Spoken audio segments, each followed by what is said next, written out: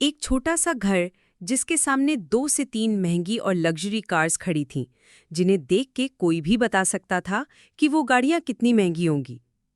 वहीं उस घर के अंदर, घर के बीचों बीच कुछ नाश्ते का सामान रखा गया था और उस हॉल में कुछ लोग बैठ के बातें कर रहे थे।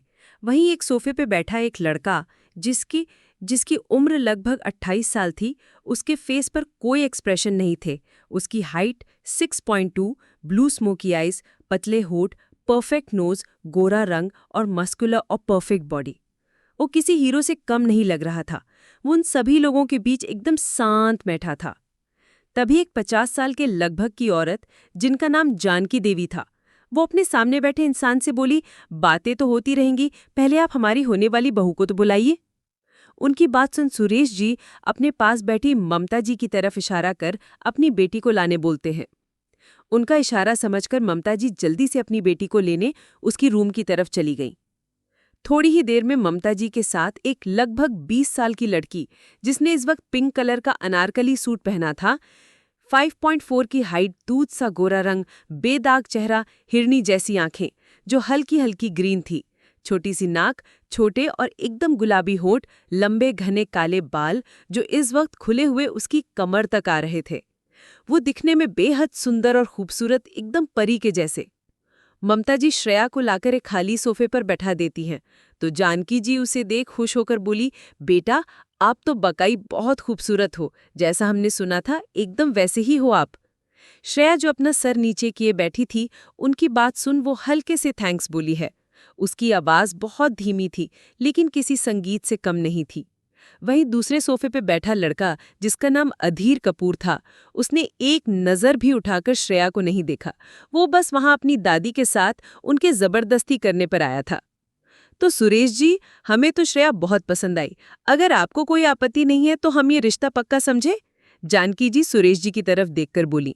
सुरेश जी जो अपने सामने बैठे ममता जी और अधीर को देखते हैं, अधीर जो पूरे इंडिया का टॉप बिजनेसमैन था, उसके बारे में कई कहानियां भी थीं कि अधीर गुस्से का काफी तेज है, लेकिन अपनी फैमिली के लिए उतना ही जिम्मेदार।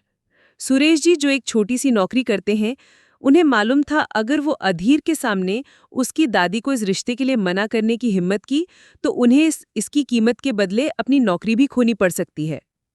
सुरेश जी उनकी बात सुन एक नज़र श्रेया को देख फिर अधीर की तरफ देखकर अपने चेहरे पे स्माइल लाते हुए बोली, जी आप हमारी तरफ से भी रिश्ता पक्का समझिए। उनके इतना बोलते ही जहां जानकी जी के चेहरे पर और स्माइल आ गई, तो अधीर का इसके प्रति कोई एक्सप्रेशन नहीं थे, जैसे उसे इससे कोई फर्क ही ना पड़ा हो। वहीं श्रेया जब अपने पापा की तरफ से रिश्ते के लिए हाँ सुनती है, उसकी पकड़ अपने सूट पर कस जाती है, उसकी आंखों में नमी आ जाती है। उसका सर झुके होने की वजह से उसे कोई नहीं देख पाता। जानकी जी उठकर श्रेया के पास जाते हुए उसके सर पर हाथ फेरती हैं और प्यार से बोली, क्या तुम इस रिश्ते से खुश हो? जानकी जी के एकदम से ऐसे पूछने पर श्रेया सिर्फ अपना सिर हिला देती है, क्योंकि वो अपने पापा की बात को नहीं टालना चाहती थी। जानकी जी उसकी हाँ सुनकर मुस्कुराते हुए बोली, सुरेश जी अब हम चलते हैं, हम अपने पंडित जी से बात कर शादी का मुहूर्त निकलवा कर आपको बता देंगे।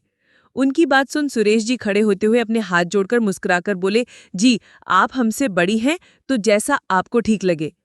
जानकी जी एक बार फिर श्रेया की तरफ पलटी और उसके गालों को छूकर प्यार से स्माइल करते हुए बोली, अब आपको सीधा अपनी बहू बना के अपने घर ले जाने के लिए आएंगे।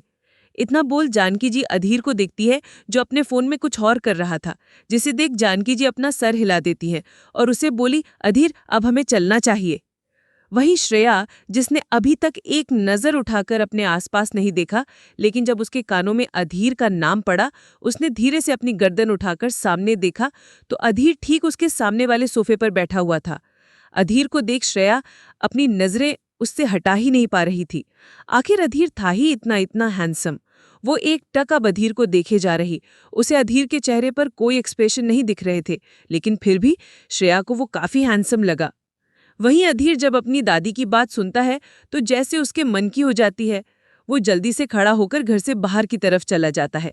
अधीर ने एक नज़र भी श्रेया को नहीं देखा, क्योंकि जब से श्रेया आई थी तब से अधीर अपने फोन में बिजी हो गया था। वहीं श्रेया अब भी वहीं देख रही थी जहां से अभी अभी अधीर बाहर गया था। उसका ध्यान जब टूटा, जब ममता जी ने उसे खड़ा करके अपने गले से लगाते हुए बोली, मेरी बेटी इतनी बड़ी हो गई कि आज उसका रिश्ता एक इतने बड़े घराने में होने जा रहा है। मैं बहुत खुश हूं तेरे लिए बच्चा। ममता जी प्यार से उसके माथे पर किसी करते हुए बोली। श्रेया उसकी बात सुन बस मुस्कुरा देती है, लेकिन उसका ध्यान अब भी उस अधीर के चेहरे पे था जिस पे कोई एक्सप्रेशन नहीं थे। ये सब होने के बाद श्रेया अपने रूम में चली जाती है। वहीं उसके मम्मा पापा आज बहुत खुश थे अपनी बेटी के लिए।